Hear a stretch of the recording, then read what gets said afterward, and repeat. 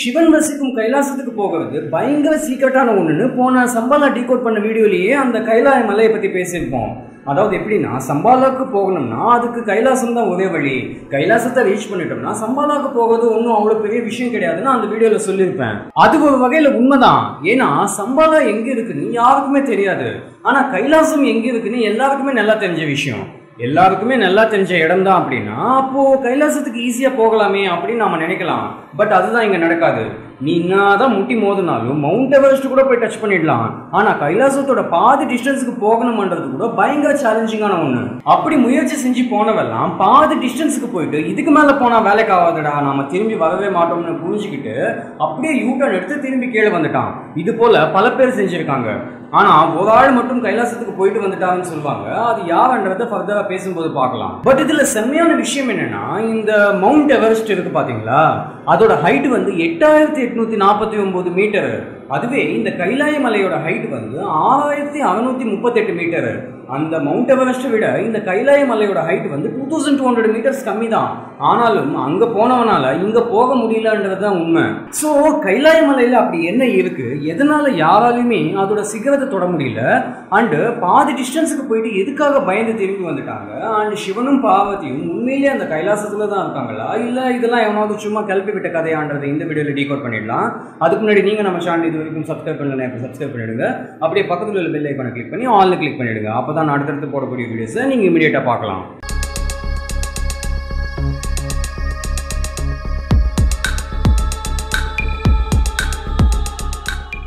ரஷ்யாவை சேர்ந்த ஒரு மவுண்டன் ஹைக்கர், அதாவது மலையேறும் ஆளு கைலாய மலைக்கு போகணும்னு டிசைட் பண்ணாரு. 8000 மீட்டர்ஸ் உள்ள மவுண்ட் எவரெஸ்டே தொட்டுட்டோம், இது என்ன ஜிஜிபி 6000 மீட்டர்ஸ் தானே, போய் பார்த்துடலாம்னு டிசைட் பண்ணி போக ஆரம்பிச்சாரு. கைலாசத்தோட பாதி டிஸ்டன்ஸுக்கு போகிறதுக்கு முன்னாடியே அந்த ஆளுக்கு மூச்சு வாங்க ஆரம்பிக்குது. இத்தனைக்கும் அங்க ஆக்சிஜன் எல்லாம் இல்லாமல்லாம் ஒன்றும் இல்லை, ஆக்சிஜன் எல்லாம் நல்லா பக்காவா தான் இருக்கு. ஆனாலும் அந்த ஆளுக்கு மூச்சு வாங்குது.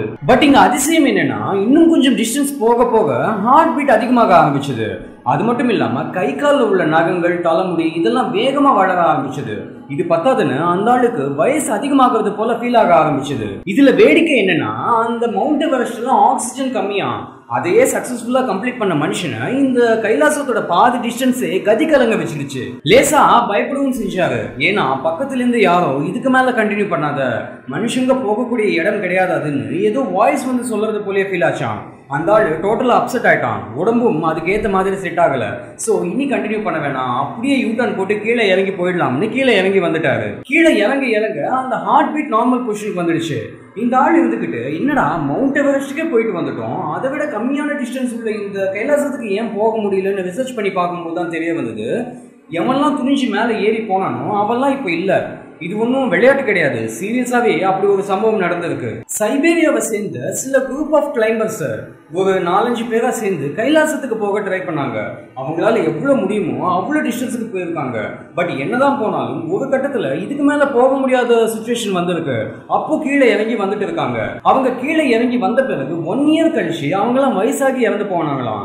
காரணம் என்னன்னா, அவங்க கைலாசத்து மேல ஏறும் போதே அவங்களுக்கு 20-30 வயசு அதிகமாயிடுச்சான். சோ 1 இயர் கழிச்சு அவங்க எல்லாம் செத்து போனதுக்கு அவங்களுக்கு வயசானதுதான் காரணமா சொல்லப்பட்டிருக்கு. அதனாலேயே அந்த கைலாசத்தை என்னன்னு சொல்லுவாங்கன்னா, ஒரு டைம் டிராவலிங் ஸ்பாட்டா சொல்லுவாங்க. அதாவது அங்க போக போக டைம் ரொம்ப வேகமா போகுமா, அதனாலதான் நகமும் முடியும் வளருது அண்ட் வயசு ரொம்ப சீக்கிரமா அதிகமாகுது. சோ இதெல்லாமே அந்த கைலாசத்துக்கு போனதால் தான் நடக்குது. அப்படி அங்க என்ன இருக்கு, இவங்களுக்கு வயசாக காரணம் என்ன, அப்படி அங்க என்ன சூப்பர் நேச்சுரல் பவர்ஸ் இருக்கு? புராணங்கள் அண்ட் வேதங்கள் படி பார்த்தோம்னா பிரம்மாவுக்கு பிரம்மலோகம் அது எங்க இருக்குன்றது இந்த வீடியோல சொல்லியிருக்கேன். அண்ட் மகாவிஷ்ணுக்கு வைகுண்டம் அண்ட் சிவனுக்கு கைலாசம். அப்போ இது கைலாய மலை அப்படின்னா சிவன் இங்க தான் வாழ்ந்துகிட்டு இருக்காரா? இப்போ மவுண்ட் கைலாஷ் எங்க இருக்குன்னு பாத்தீங்கன்னா திபெத் தேசத்துல ஹிமாலயாஸ்க்கு பக்கத்துல தான் இருக்கு. ஆனா இது திபெத்துல தான் ஹிமாலயாஸ்க்கு பக்கத்துல தான் இருக்குன்னு பாக்குறதுக்கு பதிலா வேற ஆங்கிள்லயும் இந்த மவுண்ட் கைலாஷ் எங்க இருக்குன்றத பார்க்கலாம். வேர்ல்டு மேப்ல இந்தியாவோட மேப்பை மேல இருந்து, அதாவது நார்த் போல்ல இருந்து கைலாசத்துக்கு எவ்வளவு டிஸ்டன்ஸ் பாத்தீங்கன்னா 6666 கிலோமீட்டர்ஸ். அதுவே கீழே சவுத் போல்ல இருந்து கணக்கெடுத்தா 6666 கிலோமீட்டர்ஸ் இன்டு 2. இது ஒரு பாயிண்ட். இன்னொன்னு என்னன்னா, உலகத்துல 4 மிஸ்டீரியஸ் பிளேசஸ் இருக்கு. ஒன்னு வந்து ஈஸ்டர் ஐலாண்டு, செகண்ட் வந்து பெர்முடா, மூணாவது வந்து ஸ்டோன் ஹெஞ்ச், நாலாவது வந்து கைலாய மலை. இதுல இந்த ஈஸ்டர் ஐலாண்ட்ல இருந்து பெர்முடாக்கு எவ்வளவு டிஸ்டன்ஸ் பாத்தீங்கன்னா 6666 கிலோமீட்டர்ஸ். பெர்முடால இருந்து ஸ்டோனேஜுக்கு எவ்வளவு டிஸ்டன்ஸ் பாத்தீங்கன்னா 6666 கிலோமீட்டர்ஸ். ஸ்டோனேஜ்ல இருந்து கைலாய மலைக்கு டிஸ்டன்ஸ் எவ்வளவுன்னு பாத்தீங்கன்னா 6666 கிலோமீட்டர்ஸ். இப்படி இந்த 4 மிஸ்டீரியஸ் பிளேசஸ்க்குமே கிலோமீட்டர் வித்தியாசம் வந்து 6666 கிலோமீட்டர்ஸ். இது கோஇன்சிடென்டலா அமைஞ்சுதா இல்ல அதுக்குள்ள ஏதாவது சஸ்பென்ஸ் இருக்கான்னு தெரியல. பட் இந்த 4 மிஸ்டீரியஸ் பிளேசஸ்க்குமே கிலோமீட்டர் வித்தியாசம் வந்து இதுதான். ஸோ இந்த மேட்டர் என்னன்னா, உலகத்திலேயே கைலாசம் வந்து சென்டர் பாயிண்ட்ல இருக்கு. அந்த காரணத்துக்காகவே அங்க ஏதோ புரிஞ்சுக்க முடியாத மனுஷங்க நாலேஜுக்கே எட்டாத சீக்ரெட் இருக்குன்னு நம்பப்படுது. அடுத்தது அந்த கைலாய மலைக்கு பக்கத்துல பாத்தீங்கன்னா 2 லேக்ஸ் இருக்கு. ஒன்னு வந்து மானஸ் சரோவர் லேக், இன்னொன்று வந்து ராக்ஷஸ்தால் லேக். இந்த மானஸ் சரோவர் லேக்ல பாத்தீங்கன்னா அந்த தண்ணி வந்து அவ்வளோ புனிதமான நீர்னு சொல்லுவாங்க, அவ்வளோ ஃப்ரெஷ் வாட்டர். அண்ட் பக்கத்திலேயே இருக்கும் ராக்ஷஸ்தால் லேக்ல பாத்தீங்கன்னா அந்த தண்ணி வந்து கம்ப்ளீட்லி உப்பு தண்ணி, கடல் தண்ணி போல தான் இருக்கும். பட் அந்த இடத்துல சுத்தி எங்கேயுமே கடல் கிடையாது. ஸோ ஆராய்ச்சியாளர்களோட கேள்வி என்னன்னா, ஒரே சுற்றுச்சூழல்ல ஒரே பகுதியில் ஒரே ஆல்டிடியூட்ல இருக்கும் 2 நதிகளோட குணாதிசயம் எதுக்கு ஆப்போசிட்ல இருக்கு?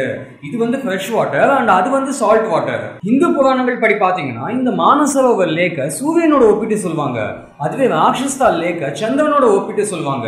நான் முதல்லயே சொன்னது போல மவுண்ட் எவரெஸ்டோட சிகரத்துக்கு நிறைய பேர் போயிட்டு வந்துட்டாங்க. ஆனா கைலாசத்துக்கு போக யாராலையும் சக்சஸ் பண்ண முடியல. ஆனா ஒரு ஆள் மட்டும் கைலாசத்துக்கு போயிட்டு வந்ததா சொல்லப்பட்டிருக்கு. ஆனா அது இப்போ கிடையாது. 11th செஞ்சுரியில பௌத்த மதத்தை சேர்ந்த ஜெட்சன் மெல்லவப்பான்னு சொல்லப்படும் சன்னியாசி. இப்போ மவுண்ட் எவரெஸ்டுக்கு போகக்கூடியவங்க எல்லாம் அவங்களோட ஆக்சிஜன் சிலிண்டர் எடுத்துக்கிட்டு போவாங்க. ஏன்னா ஒரு கட்டத்துக்கு அப்புறம் அங்க சுவாசிக்க முடியாத சிச்சுவேஷன் கிரியேட் ஆயிடுமா. அதனால அங்க போகக்கூடியவங்க எல்லாம் ஆக்சிஜன் சிலிண்டரை கூடவே தான் எடுத்துக்கிட்டு போவாங்களாம். ஆனா கைலாசத்துல அப்படி எந்த ப்ராப்ளமுமே கிடையாது. ஏன்னா இங்க ஆக்சிஜனுக்கு பஞ்சமே இல்லை. ஆனாலும் அந்த மவுண்ட் எவரெஸ்டுக்கு கிட்டத்தட்ட 7000 பேரை போயிட்டு வந்துட்டாங்க. இந்த கைலாசத்துக்கு ஒரு ஆள் மட்டும்தான் போயிட்டு வந்ததா சொல்லப்பட்டிருக்கு. அதுவும் எப்போவோ 11th செஞ்சுரியில. அதுக்கப்புறம் பல பேர் போக ட்ரை பண்ணிருக்காங்க. அண்ட் ஃபைனலி துண்ட காணும் துணிய காணும் ஓடி வந்துட்டாங்க. புராணங்கள் படி சொல்லணும்னா கடவுள் வந்து எல்லாருக்குமே தரிசனம் கொடுக்க மாட்டாரு. அந்த தரிசனத்தை எடுக்கணும்னு நினைக்கக்கூடியவங்களுக்கு இது போல நிறைய தடங்கல்கள் ஏற்படும்னு சொல்லுவாங்க. இப்படி நிறைய பேர் பாதி டிஸ்டன்ஸ் கூட போகாம திரும்பி வந்துட்டதுனாலையும் அவங்க வந்து ஆள் பார்க்க கொஞ்சம் வயசான மாதிரி மாறி போனதுனாலையும் சிவன் அங்கதான் இருக்காருன்னு டவுட்டே இல்லாம கன்ஃபார்ம் பண்ணிக்கிட்டாங்க. அது மட்டும் இல்லாம அந்த கைலாய மலையே பார்க்கறதுக்கு உயிருள்ள சிவலிங்கம் போலதான் தோணும். சோ நான் முதலே சொன்னது போல உலகத்துக்கே அது வந்து சென்டர் பாயிண்ட். அதனால அங்க யாரெல்லாம் போகணும்னு ட்ரை பண்ணுவாங்களோ அவங்க அவங்களோட லைஃப்லயே அது வரைக்கும் பார்க்காத சம்பவங்கள் அவங்க அங்க டிராவல் பண்ணும்போது பார்ப்பாங்களாம். அதுல சில விஷயங்கள் அவங்களுக்கு பயத்தை உண்டாக்கிடுமா. திரும்பி வந்த நிறைய பேர் என்ன சொல்லியிருக்காங்கன்னா, அவங்களுக்கு அங்க ஏதோ வாய்ஸ் ஒண்ணு கேட்குமா. அதை வாய்ஸ்னு சொல்லலாம், இல்ல அவங்களோட உள் மனசுன்னு சொல்லலாம். இந்த மாதிரி நீ வராத, திரும்பி போயிடு, வந்தா உனக்கு தான் ஆபத்தான்றது போல ஃபீல் ஆச்சான். அதுக்கேற்ற மாதிரி அவங்களோட உடம்புல கூட சேஞ்சஸ் தெரிஞ்சுதான். அவங்களோட நகம் முடியெல்லாம் வளர்ந்துகிட்டே போச்சான், ஹார்ட் பீட் அதிகமாச்சான், வயசு அதிகமான மாதிரி தோணிச்சான். இப்படிப்பட்ட சம்பவங்கள் எல்லாம் பார்த்த பிறகு எப்பேற்பட்ட தைரியசாலியா இருந்தாலும் அவனோட கான்பிடன்ஸ் அந்த இடத்துல சுக்குநூறா உடைஞ்சு போகுது. ஏதோ வாய்ஸ் வந்ததுக்காக இவங்க பயந்துட்டாங்கன்னு சொல்ல முடியாது. அதுக்கு மேட்ச் ஆகும்படியா இவங்களோட உடம்புல சேஞ்சஸ் பார்த்துருக்காங்க. அதெல்லாம் பார்த்த பிறகுதான் எப்பாடே இதுக்கு மேல போன வேலைக்கு ஆகாது, அப்படியே போயிட வேண்டியதுதான்னு திரும்பி கீழே இறங்கி வந்துட்டாங்க. இதுல ஷாக்கிங்கான விஷயம் என்னன்னா, என்னதான் ஆகும்னு பார்க்கலாம்னு துணிஞ்சு போனவங்க எல்லாம் திரும்பி வரவே இல்லைன்றதுதான் உண்மை. 1999ல ரஷ்யாவை சேர்ந்த ஒரு சயின்டிஸ்ட், பேர் வந்து எர்ன்ஸ்ட் முல்தாஷேவ். அந்த சயின்டிஸ்ட் ஒரு டீமை ரெடி பண்ணிக்கிட்டு அந்த கைலாசத்தை பத்தின சீக்ரெட்ஸ் தெரிஞ்சுக்கலாம்னு ட்ரை பண்ணியிருக்காரு. அப்படி அந்த ரிசர்ச்ல என்ன சொன்னாருன்னா, அந்த கைலாய மலை வந்து நேச்சுரலா கிரியேட் ஆனது கிடையாது, அது வந்து ஒரு ஆர்டிபிஷியல் மவுண்டனு. அதாவது இயற்கையா கிரியேட் ஆனது கிடையாது, மனுஷங்களோ இல்ல வேற ஏதோ சக்தியாலேயோ அது கிரியேட் பண்ணப்பட்டிருக்கு அப்படின்னு அந்த ரிசர்ச்ல மென்ஷன் பண்ணியிருக்காரு. சோ அது எந்த அளவுக்கு உண்மைன்னு தெரியல. பட் இतिहाசங்கள்ல பாத்தீங்கன்னா ராவணன் வந்து கைலாய மலையை கையால தூக்கிட்டானா. அதை உடச்சி தூக்குனானா இல்ல செஞ்சு வச்சுட்டு தூக்குனானா இல்ல ராவணன் தான் அதை கொண்டு வந்து வச்சானான்றது தெரியல. ஏன்னா ராவணன் வேற சிவபக்தன். ராவணன் கேட்டா சிவன் அப்படியே செஞ்சிடுவாரு. சோ அது எப்படியோ அதை பத்தி நமக்கு தெரியல. பட் ராவணன் வந்து கைலாசத்தை கையால தூக்குனான்னு சொல்லிட்டு இतिहाசங்கள்ல மென்ஷன் பண்ணிருக்காங்க. சோ அங்க போனா இப்படி ஆகுது அப்படி ஆகுது, வயசாகுது, செத்து போவாங்க, நிறைய ஈவெண்ட்ஸ் நடந்ததால கைலாய மலையை ஏறதுக்கு பேன் பண்ணிட்டாங்க. இப்போ கிடையாது, எப்பவோ பேன் பண்ணுது. கடைசியா 2001ல ஸ்பெயினுக்கு சம்பந்தப்பட்ட ஒரு டீம் கைலாய மலையை ஏறதுக்கு ட்ரை பண்ணாங்க.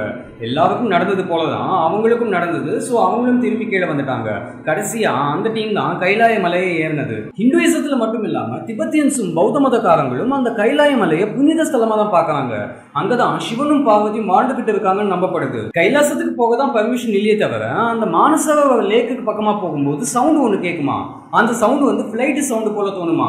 பட் அதை உத்து கவனிச்சோம்னா அது வந்து ஓம் சவுண்டு. சோ அந்த ஓம் எஃபெக்ட் மானசரோவர் லேக் கிட்ட கேட்க முடியுமா. இந்த எல்லா கான்செப்டையும் தாண்டி இந்த சம்பாலா இருக்கு பாத்தீங்களா, அந்த சம்பாலாவுக்கு ரீச் பண்ணணும்னா கூட இந்த கைலாய மலை வழியா தான் போகணும்னு சொல்லப்பட்டிருக்கு. அதை பத்தி இந்த வீடியோல நான் டீடைலா எக்ஸ்பிளைன் பண்ணிருக்கேன். இந்த சூப்பர் நேச்சுரல் பவர்ஸ் எல்லாம் அப்படி சைட்ல வச்சுட்டு கைலாசத்துக்கு சயின்டிபிக்கான எக்ஸ்பிளனேஷன் ஏதாவது கொடுக்க முடியுமான்னு கேட்டீங்கன்னா எஸ் சார், சயின்டிபிக் ஆன்சர் அதுக்கு ஒன்று இருக்கு. பட் அப்படி ஒன்று இருக்கா இல்லையான்றது இது வரைக்கும் கன்ஃபார்ம் ஆகல. என்னன்னா டைம் டிராவல். அங்க போனவங்களோட நகம் வளருது, முடி வளருது, வயசு அதிகமா ஜாஸ்தி ஆகுதுன்றதுக்கு பின்னாடி உள்ள ஆன்சர் என்னன்னா அந்த பர்டிகுலர் இடத்துல டைம் ஸ்பீடா மூவ் ஆகுது. 15% 20% மலை ஏறிட்டாங்கன்னு வச்சுக்கோங்க. அந்த 25% கிட்ட போகும்போது அந்த பர்டிகுலர் ஸ்பாட்ல டைம் வேகமா மூவ் ஆகுது. சின்ன எக்ஸாம்பிள் ஒன்று சொல்லுங்க. நம்மளோட ஹார்ட் வந்து சராசரியா ஒரு நிமிஷத்துக்கு 60 100 டைம்ஸ் துடிக்கும். அது நம்மளோட டைம் ஒரு நிமிஷத்துக்கு. அதுவே அங்க டைம் ஸ்பீடா மூவ் ஆகுது அப்படின்னா அந்த ஒரு நிமிஷம் 3 நிமிஷமா கூட மாறலாம், இல்ல ஜாஸ்தியா கூட ஆகலாம். ஆவரேஜா 3 நிமிஷம்னு வச்சுக்கோங்க. சோ 60 100 டைம்ஸ் துடிக்க வேண்டிய இதயம் அந்த பர்டிகுலர் ஸ்பாட்டுக்கு போன உடனே 240 300 தடவை துடிக்க ஆரம்பிக்குது. அதாவது 3 தடவை மல்டிப்ளை ஆகுது. அப்போ ஹார்ட் பீட் ஜாஸ்தி ஆகதானே செய்யும். டைம் டிராவல் உண்மை அப்படின்னா இந்த கான்செப்ட் தான் அங்கே வேலை செய்யுதுன்னு எனக்கு தோணுது. உங்களுக்கு எப்படி தோணுதோ அப்படியே வச்சுக்கோங்க. அது மட்டும் இல்லாமல் சம்பாலால உள்ளவங்களால டைம் டிராவல் பண்ண முடியுமன்ற கான்செப்டும் இருக்கு. அதை பத்தி இந்த வீடியோல சொல்லியிருக்கேன். ஸோ ஓவராலா பாத்தீங்கன்னா சிவன் வசிக்கிறதா சொல்லப்படும் அந்த மவுண்ட் கைலாஷ் வந்து பயங்கர மிஸ்டீரியஸான பிளேஸ். இது வரைக்கும் அங்க என்ன இருக்கு, யார் வாழ்ந்துகிட்டு இருக்காங்கன்னு வெளிவராத மிஸ்டரி தான் சிவனோட கைலாய மலை. கண்டிப்பா உங்களுக்கு இன்ஃபர்மேட்டிவா இருக்கும்னு தோணுது. ஸோ சப்போர்ட் பண்ணுங்க, சப்ஸ்கிரைப் பண்ணுங்க, அப்படியே இந்த வீடியோவை ஷேர் பண்ணுங்க. மீண்டும் அடுத்த வித்தியாசமான வீடியோல சந்திக்கலாம். Until then, bye.